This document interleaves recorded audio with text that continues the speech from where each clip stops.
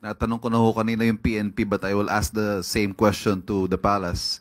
Yung recently released political ad nga po featuring VP Sara and Senator Amy paints the situation in the country as black.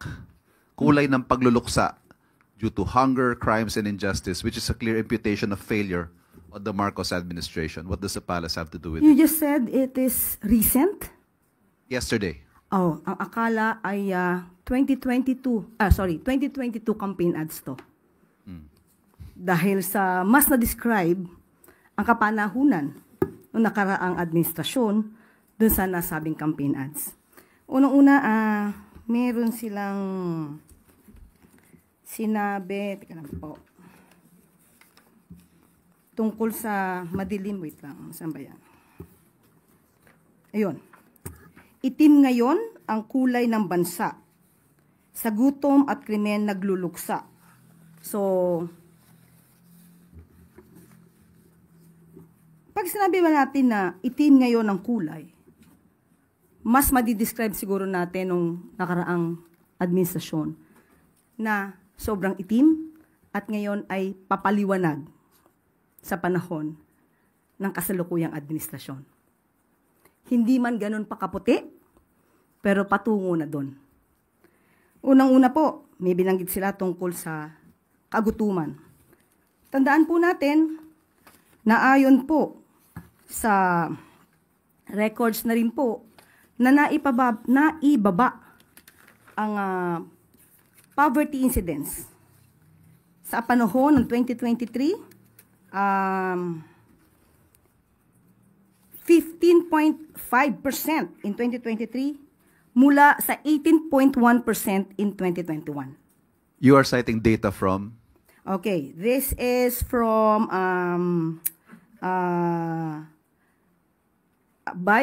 author or writer is Dim Sum Daily, Hong Kong. Okay, meron din po tayo dito. Ito po ay galing din mismo sa report din po ni Secretary Balisacan. Okay? Meron din po tayo dito na pinalabas. Ito naman ay galing kay Philippine Star, Delon Porcalia. Meron pong naitala na 7.2 trillion na utang ang dating administrasyon at dahil po dito ay patuloy pa rin po natin binabayaran sa kasalukuyang administrasyon. At sinasabi nila na tungkol sa krimen, tandaan po natin na meron din po na pinalabas na statistics at ito'y inayunan na rin po ng matagal ni Senate President Chis Escudero na sa panahon po ngayon ay mas mababa po ang crime rate as compared po sa karaang administrasyon. At sinasabi rin po ni Senator Amy, gutom na ang sikmura. Pinaliwanag ko na po yan about the poverty incidents. At gutom pa sa hustisya. Pero hindi po ba yung ibang mga kamag-anak, in particular po, babanggitin ko, ito ay galing sa panulat ni Christina Chi ng philstar.com. Sinabi po ni, and I quote na po sa kanyang panulat, Dalia Cuartero, whose son was killed during a drug operation in 2016, described feeling overwhelmed with tears of joy, tears upon hearing of Duterte's arrest. So dito pa lamang, marami na rin po nagsasabi na paunti-unti ay nabibigyan ng liwanag ang mga pangyayari. So, mas maganda po siguro mabanggit natin na ang mga botante po dapat ay maging, kukunin ko po yung sticker na nakasulat kay Madam, maging mapanuri. Huwag pong magpaloko sa mga sinasabi sa iilang campaign ads. Alamin ang katotohanan, iwasan ang fake news. Dignidad mo, boto mo. Kinopya ko po yan lahat mula sa kanyang sticker. Yun lamang po. May reaksyon ho ba ang Pangulo? This coming from the second highest official of the land, supported by his own sister.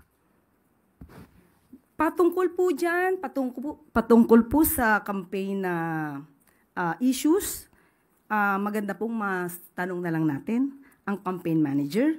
Mas authorized po siyang magsalita patungkol po sa ganyang klaseng relasyon. But have you taken this up with the President? What are his thoughts on this? Patungkol po sa kanyang kapatid? No, yeah. This particular ad, for example, which is Of course, the latest. hindi po nais ng ating Pangulo na magitong klaseng mga negatibo na pangangampanya. Lalong-lalo na po kung ito ay fake news. So, noon pa naman po, sinabi na ng ating Pangulo na labanan natin ang mga fake news. Mas hindi maganda kung ito ay gagawing naratibo sa isang pangangampanya. Okay? Quick follow-up, Ace Romero, Philippine Star. Yusek, the other camp described the present administration or the present state of the country under this administration as itim. Now, kung merong kulay na i-describe yung present admin with regard to our present conditions, kung meron man po, ano po yun? Papunta na po sa paputi. Konting kulan na lang, medyo maputi na. Hindi pa lang po, hindi perfectly white, katulad ng aking sinabi, pero doon po patungo ang kasalukuyang administrasyon.